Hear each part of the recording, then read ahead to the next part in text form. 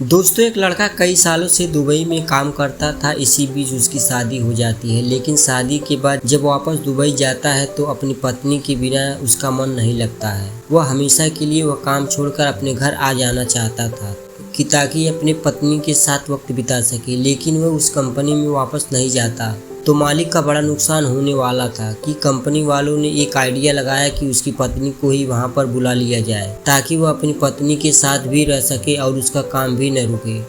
लेकिन दोस्तों, कहते हैं कि आप कितना भी पैसा कमाओ, लेकिन कभी अपनी पत्नी को दुबई में या दूसरे कंट्री में लेकर नहीं जाना चाहिए, क्योंकि वहां पर सुरक्षित नहीं रह पाती हैं। इस बात से उसे भी हमेशा डर लगा रहता था और एक दिन जब उसके मालिक की नज़र उसकी पत्नी पर पड़ती तो वह उसका दीवाना हो जाता है। बहुत ही रोचक और अद्भुत कहानी है। आइए जानते हैं पूरी कहानी। दोस्तों, यह कहानी है उत्तर प्रदेश के जौनपुर की एक लड़का जिसका नाम सुनील होता है। 2003 से वह दुबई में इलेक्ट्रीशियन का काम करता था। वह बहुत ही अच्छा इलेक्ट्रीशियन होता है। कई बिल्डिंगों में हेड इलेक्ट्रीशियन का काम करता था और कंपनी के लिए बहुत उपयोगी आदमी था। इसी बीच 2012 में करीब 10 साल दुबई में रहते हुए हो गए थे।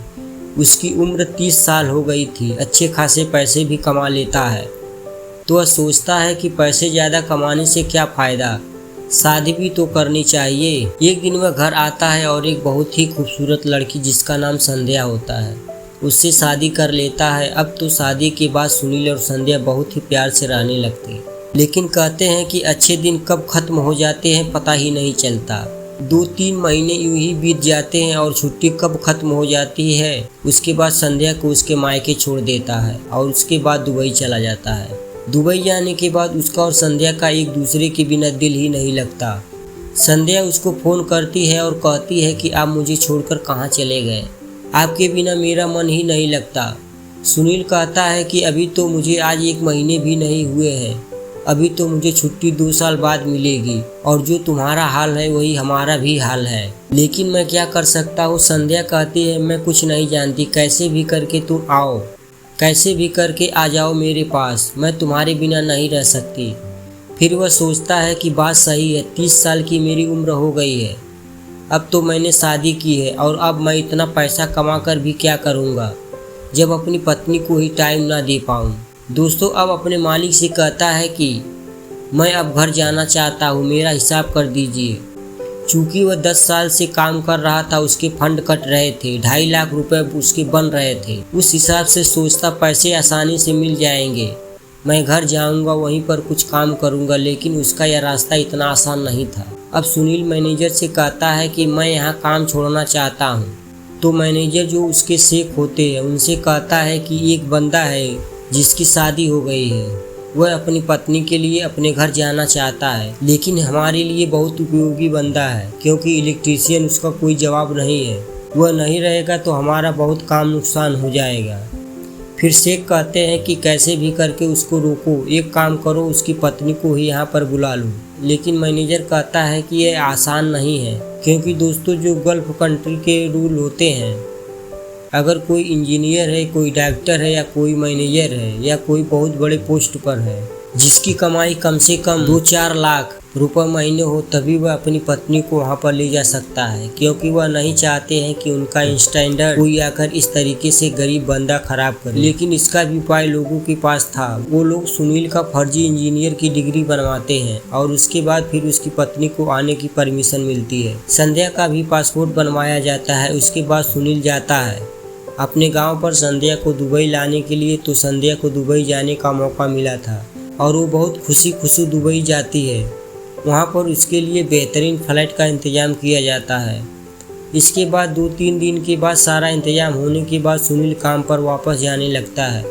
तो 10 दिन बीते होंगे। एक दिन मैनेजर कहता है, क्या हाल है सुनील, कैसे चल रही है तुम्हारी ज़िंदगी, अब तो तुम्हारी पत्नी यहाँ पर है, अब तो मौज ही मौज होगा। लेकिन जो मैनेजर होता है वह साउथ इंडिया का मद्रास का रहने वाला होता है। उसका नाम होता है पारस रेड्डी।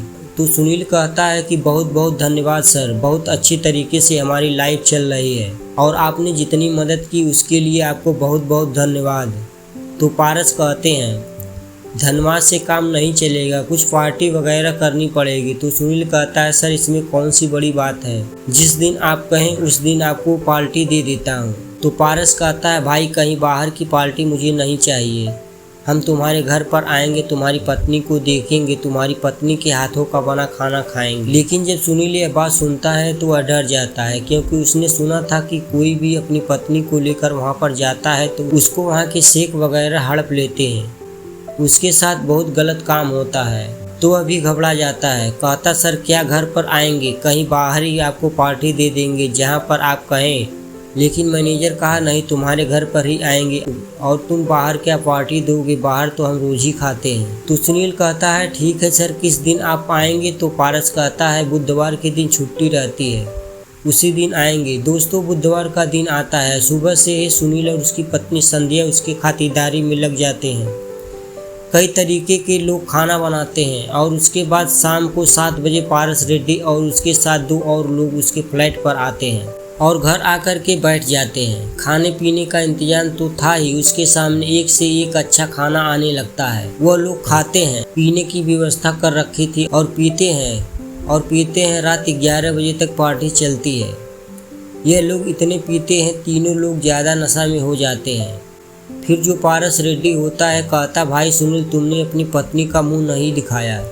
तो सुनील कहता है कि सर क्या देखेंगे, गांव देहात के कल्चर की है, उसको शर्म आती है, घूंघट में ही हर समय रहती है। लेकिन दोस्तों सुनील अपनी पत्नी को बचाना चाहता था कि लोग उसका चेहरा न देखें। लेकिन जो पारस होता है वो नशे की धुत में जिद पर अड़ जाता है, कहता नहीं भाई ऐसे थोड़ी चलेगा, हम तो मुंह देखकर ही जाएंगे। दोस्तों चूंकि मैनेजर था, उसका मालिक था, तो वह हार मानकर जाता है और संध्या से कहता है कि चलो तुम्हारा चेहरा देखेंगे। दोस्तों संध्या आती है, उसके सामने खड़ी हो जाती है। जब पारस देखता है देखता ही रह जाता है, कहता बहुत खूबसूरत पत्नी है तुम्हारी, काश ऐसी मेरी भी होती। जब यह बात संध्या सुनती है शर्मा जाती है, उसके बाद वापस जाने लगती है। तो पारस कहता है अरे रुको, कहाँ जा रही हो। पारस अपनी जेब से एक सोने की चेन निकालता है और संध्या को देने लगता है। तो सुनील कहता है कि सर रहने दीजिए, उसकी क्या ज़रूरत है। तो पारस कहता नहीं भाई मुंह दिखाई दे रहे हैं, और ज़बरदस्ती संध्या का हाथ पकड़ता है, उसके हाथ में चेन रख देता है। उसके बाद संध्या घर में चली जाती है। फिर उसके बाद लोग रात के 12 बजे उसके घर से निकलते हैं, अपने अपने ठिकाने चले जाते हैं और सुनील और संध्या खाना पीना खाते हैं। उसके बाद संध्या कहती है कि आज से किसी को अपने घर पर मत लेकर आना, मुझे यह आदमी ठीक नहीं लगता और इस तरीके से मुझे बहुत डर लगता है। अब जो हुआ सो हुआ, आगे से ऐसा कुछ मत करना, मुझे बहुत डर लगता है। सुनील कहता है अरे यार कहाँ ये लोग रोज आने वाले हैं, लेकिन थोड़ी डर की बात तो है ही, क्योंकि हम लोग अनजान देश में हैं, अगर कहीं कुछ हो गया तो हमारी कोई मदद करने वाला नहीं है। फिर सुनील कहता है कि चलो पारस अपने ही देश के हैं, हमारे साथ तो कुछ बुरा नहीं कर सकते। लेकिन दोस्तों फिर अगले दिन सुनील जब काम पर आता है तो पारस उससे मिलता है और कहता है सुनील तुम्हारी पत्नी तो बड़ी दमदार थी और खाना भी बहुत अच्छा बनाया था, इसीलिए हम हर बुधवार को तुम्हारे ही घर खाना खाएंगे। दोस्तों जब वह कहता है तुम्हारी पत्नी बहुत अच्छी है तो सुनील बोलता तो है धन्यवाद, लेकिन मन ही मन उसे बुरा लग रहा था, लेकिन वो कुछ कह भी नहीं पा रहा था। बुधवार को फिर वो खाने के लिए कह देता है। सुनील असमंजन में पड़ जाता है, लेकिन वह घर पर आता है, संध्या से कुछ नहीं कहता, क्योंकि संध्या को बहुत बुरा लगता है, क्योंकि वह गुस्सा हो जाती है। लेकिन अगला दिन आता है संडे का। उस दिन पारस जो है बिना बताए संध्या के घर पहुंच जाता है और दरवाजे की घंटी बजा देता है। संध्या दरवाजा खोलती है तो सामने पारस को देखती है। अब उसको देखकर चौंक जाती है, कहती है सर आप यहाँ पर, वह घर में नहीं है। तो पारस कहता है कि मुझे पता है वह काम पर है, क्या तुम अंदर नहीं बुलाओगी मुझे। संध्या डर जाती है, लेकिन वह जानती थी कि बहुत बड़ा आदमी है, अगर इससे कुछ मैं कहूँगी उल्टा सीधा तो क्या पता मेरे पति के साथ ही कुछ गलत कर दे। संध्या अंदर चली जाती है, पीछे पीछे पारस भी चला जाता है और एक सोफे पर बैठ जाता है। उसके बाद संध्या जो है और डर जाती है और एक कमरे में जाती है और सुनील को फ़ोन लगाकर बोलती है मैनेजर जो है घर में घुस आए हैं। सुनील कहता है कि वह कैसे वहां पर चले गए। संध्या डरते हुए बोली कैसे भी करके जल्दी घर आओ। तो सुनील कहता है मैं बहुत दूर हूँ, लेकिन फिर भी आने की कोशिश करता हूँ।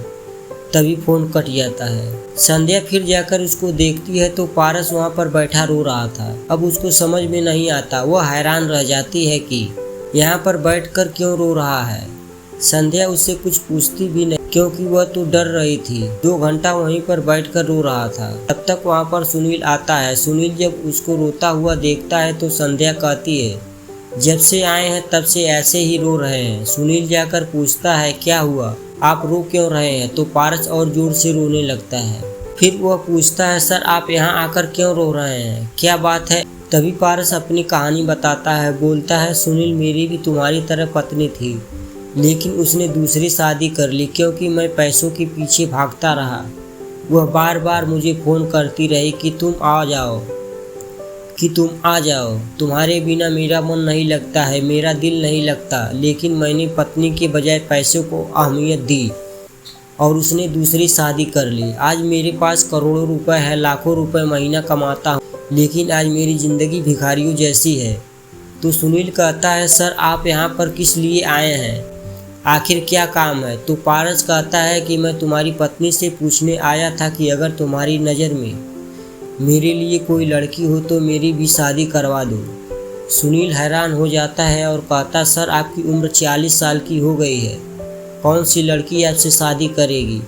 तो संध्या कहती है कि मेरी एक बहन है तलाकशुदा, 35 साल की उसकी उम्र है, क्या उससे आप शादी करेंगे? तो मैं बात करती हूँ।